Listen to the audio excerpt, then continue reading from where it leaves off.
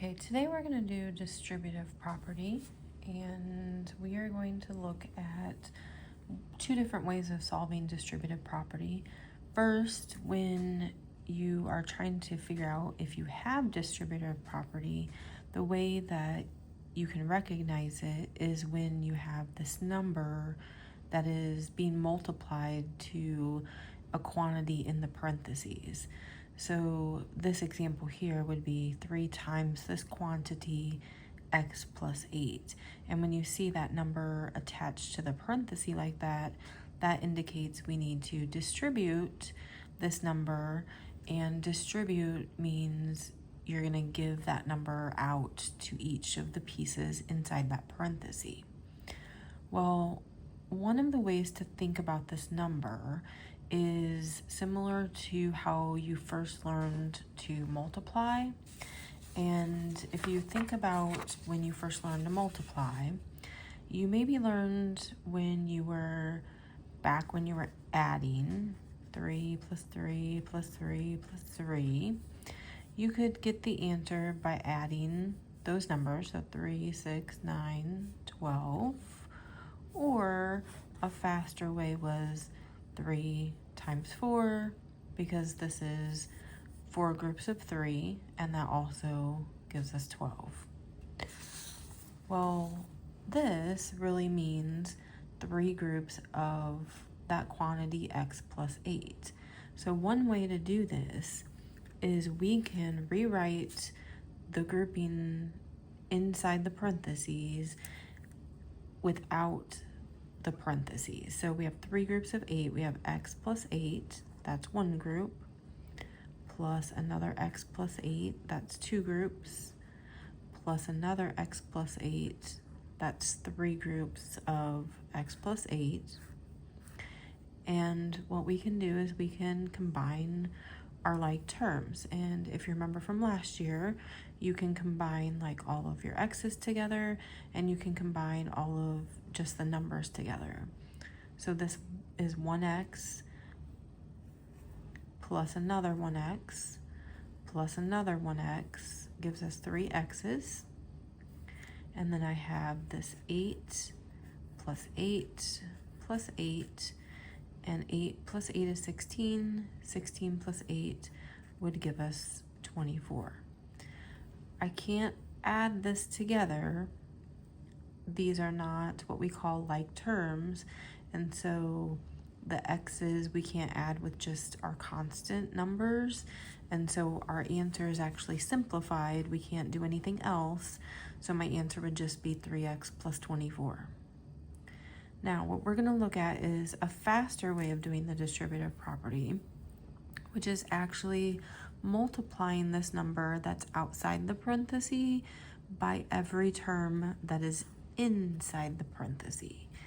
And so we would just take this number here, 3, and we would multiply it times our x. 3 times x is just 3x. And then I would take my 3 and multiply it times the 8. 3 times 8 is 24. So I still get the same answer. It's just one, we used that repeated addition and combined it, and the faster way is just to multiply that number times everything inside. We're going to walk through a couple of examples down at the bottom. So we're going to use this faster method. If I take this 4 and I multiply by everything inside the parenthesis, I would get 4 times x, which is just 4x. 4 times 10 is 40. Again, I can't simplify that any further, so I'm done.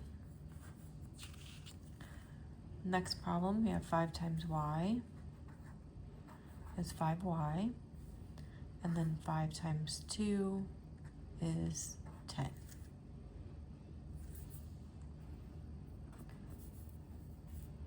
Now we look at one that has 2 variables, and the rule still applies where we take that number outside the parenthesis and multiply it by everything inside.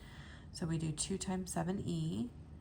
2 times 7 is 14, so we just multiply the two numbers together, and the e just becomes attached to that 14. Then we do 2 times 5. 2 times 5 is 10, and since there's an m attached to that, we put the m with that term. So we have 14e plus 10m. I cannot add those two together because they're different letters, they're different variables, and so we're just done at that. Okay, moving to the bottom now, we're gonna tackle a couple that have negatives.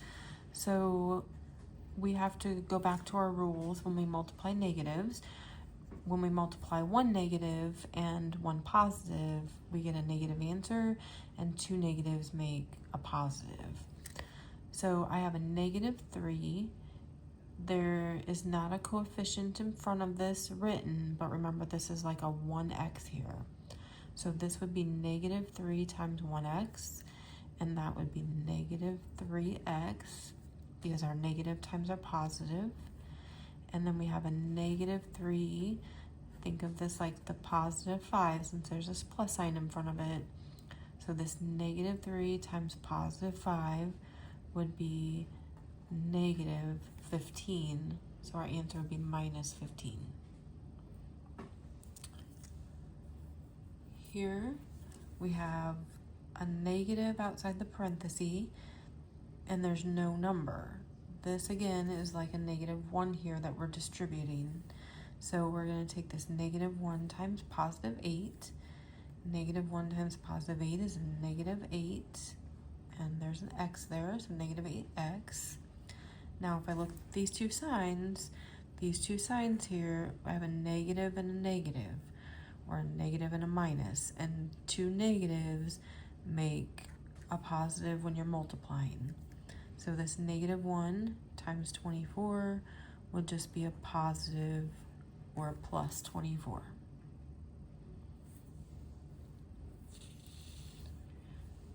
Okay, now we have this last one that has 3 terms to it. So we have this negative 2 times 3x. Negative 2 times 3 is a negative 6x.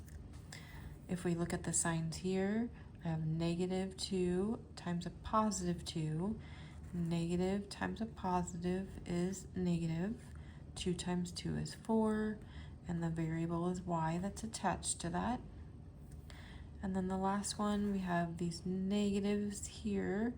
2 negatives make a plus, and 2 times 8 is 16. There's no variable attached to that. Remember again, we can't combine anything because we don't have the same variables, and so we would be done with simplifying that.